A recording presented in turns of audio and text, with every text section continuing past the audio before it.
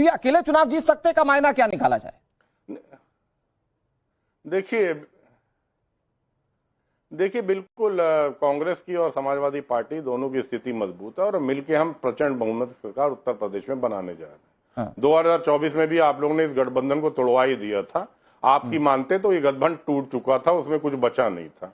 योगी जी से जो निराशा प्रदेश की जनता को, तो वो 2024 में नहीं टूटा तो 2024 के बाद टूट गया। उन्होंने कहा था दूध का टीएमसी, पानी हो जाए, कहां है डीएमके?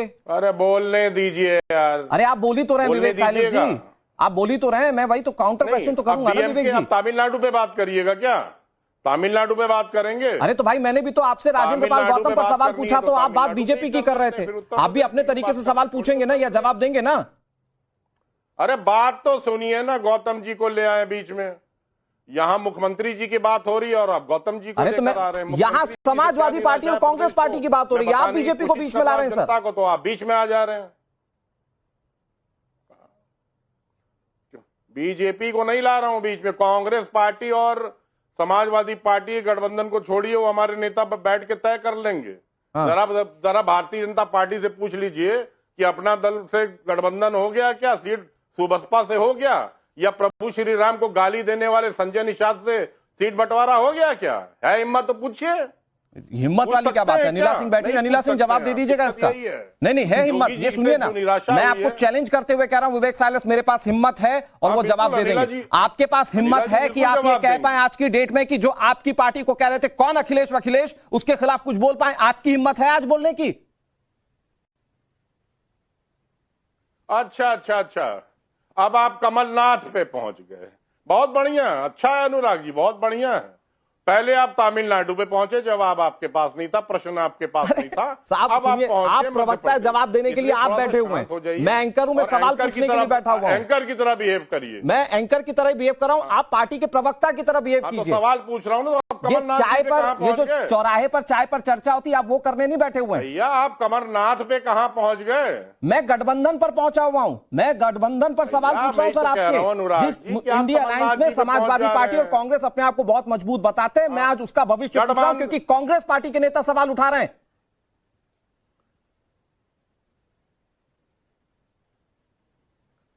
गठबंधन तो तय है, उसको तो आप रोक नहीं सकते। आप चाहे कितनी भी उसमें आप कोशिश कर लें, आप नहीं रोक पाएंगे।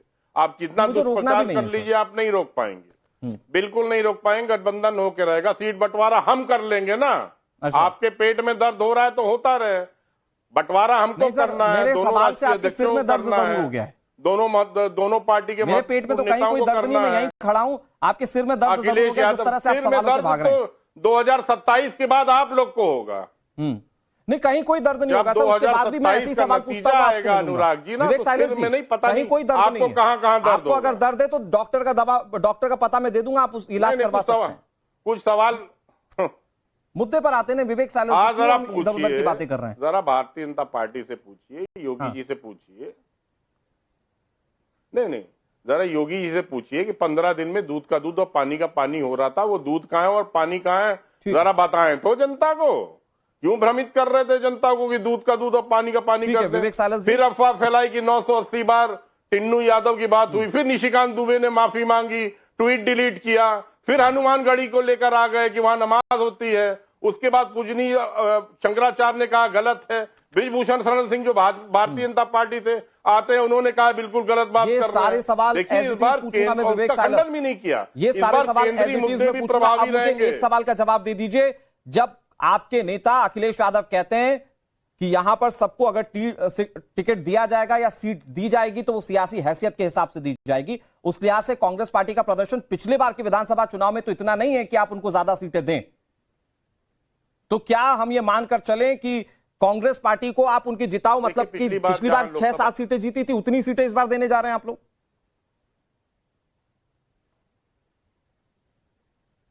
देखिए पिछली बार कांग्रेस को 80 में से 17 सीटें दी थी समाजवादी पार्टी ने, कांग्रेस उसमें से 6 सीटें जीत के आई थी 2024 में, 17 सीटें हमने दी। वो हमारा डिस्क्रिप्शन है कि हम अपनी सीटें कितना बांटते हैं, क्या करते हैं क्या नहीं करते हैं, वो बैठ के बात हो जाएगी। राहुल जी में, अखिलेश जी में ट्यूनिंग बहुत अच्छी है, मल्लिकार्जुन खड़गे सीनियर लीडर है। विवेक साइलेंस जी, ठीक है, आपने बड़ा सारी बातों का जवाब दिया और कुछ बातों का जवाब बिल्कुल नहीं दिया। विवेक साइलेंस जी, ये सारी बातें तो हम भी पूछने नहीं आ रहे थे अगर कांग्रेस पार्टी के नेता बाहर नहीं आते या आप लोग नहीं कहते कि जो जितनी सीटें जीतेगा हम सिर्फ उतने पर टिकट देंगे। तो आप अगर अपनी बातें घर से बाहर लेकर आएंगे तो सवाल ऐसे ही होंगे, फिर बौखलाइए मत, किसी को पेट में दर्द नहीं है। मैं कांग्रेस पार्टी के प्रवक्ता के पास जाऊं, बहुत जल्दी से अनिला जी जवाब दे दीजिए। वो कह रहे मेरे में हिम्मत नहीं, आप जरा बता दीजिए इनको कि आपके गठबंधन का क्या है। इनके गठबंधन पर सवाल पूछने से वो आप पर टॉस करेंगे कि आप बताइए कि आपके गठबंधन की स्थिति क्या है। हालांकि विवेक साइलेंस जी, उस वक्त भी मैं जवाब देना चाहता था आपको कि अपना दल में और बीजेपी में चाहे कितनी भी लंबी राह हो,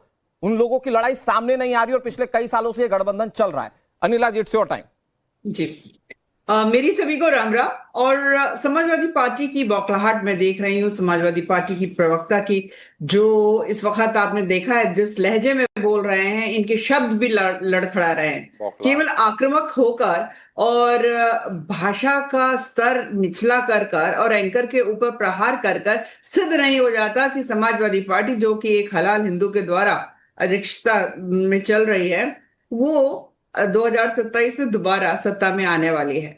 2024 की जो काट की हांडी थी वो चल ली साहब, लोग समझ गए। जो झूठ फैलाया आप लोगों ने, जो भ्रम फैलाया, वो सब जो है धाराशायी हो चुका है। तो 2024 में अगर आप खुश रहना चाहते हैं तो मन को बहलाए रखिए, हमें उससे कोई मतलब नहीं है। पर मैं एक चीज अच्छी तरीके से जानती हूँ कि जब से एक भगवाधारी मुख्यमंत्री उत्तर प्रदेश में बने हैं, तब से ये हलाल हिंदुओं की पार्टियों को बहुत ज्यादा परेशानी हो गई है। हाँ, इनको ही नहीं, इनके द्वारा जो पूरे विश्व में जो एक नेटवर्क चलता है, हाँ, उन सबको बहुत दिक्कत हो गई है। पर डबल इंजन की सरकार ने जो उत्तर प्रदेश में किया है, एक बदलाव किया, एक बीमारू प्रदेश लेकिन आप डबल इंजन की सरकार और उत्तर प्रदेश सरकार के विकास की बात करती है। अनिला जी, एक सेकंड, मैं एक छोटा सा सवाल आपसे काउंटर कर रहा हूं बस, कि जब आप उत्तर प्रदेश सरकार के डबल इंजन और विकास की बात करती हैं तो फिर योगी आदित्यनाथ के जिन्ना, गुंडा, मुस्लिम मस्जिद, संबल, कैराना, ये सब कहने को विपक्ष बताता है कि ये आप लोगों की खामियां हैं दरअसल, कि आप विकास पर बात ना करके हिंदू मुस्लिम पर चुनाव को ले जाना चाहते हैं और माइलेज लेना चाहते हैं। नहीं, इसको समझना चाहिए। जब हम गन्ना की बात करते हैं तो हम किसान और उसके विकास की बात करते हैं। जब हम जिन्ना की बात करते हैं तो तुष्टिकरण और विभाजन की राजनीति जो विपक्ष करता है, हम उसकी बात करते हैं। तो अगर ये बिल्कुल ऑन द फेस ये शब्दों को ले रहे हैं तो हम उसको भी हेड ऑन लेने को तैयार हैं। पर जिस प्रकार से किसान की खुशहाली के लिए उत्तर प्रदेश में भारतीय जनता पार्टी या मेरे को एनडीए के परिवार ने कार्य किया है योगी आदित्यनाथ जी के नेतृत्व में, वो अपने आप पे सिद्ध करता है। इनका एग्रीकल्चरल ग्रोथ रेट जो कई साल पहले बीजेपी ने एक टाइम फ्रेम के साथ कही थी ना किसानों से, वो हो गया है क्या? देखिए, मैं वही बता रही हूँ कि 2017 में 2017 में जो कृषि विकास दर थी, एग्रीकल्चर डेवलपमेंट जो रेट था, वो 8% था, 8% था। आज वो 18% है। आज जो है 95% जो चीनी मिले हैं वो तुरंत 4 दिन के अंदर भुगतान कर रहे हैं। हाँ, और इनके टाइम पे क्या हो रहा था, 25 से ज्यादा चीनी मिले तो उन्होंने बेच दी थी, मात्र 3-3 करोड़ में बेच दी थी। आप देखिए किस तरीके से लैंड माफियाओं के साथ मिलकर ये लोग काम कर रहे हैं। अरे झूठ मत बोलिए। सिंचाई योजना, मैं आपके बीच में नहीं बोल रही थी, दुनिया भर की बातें कर रहे हैं।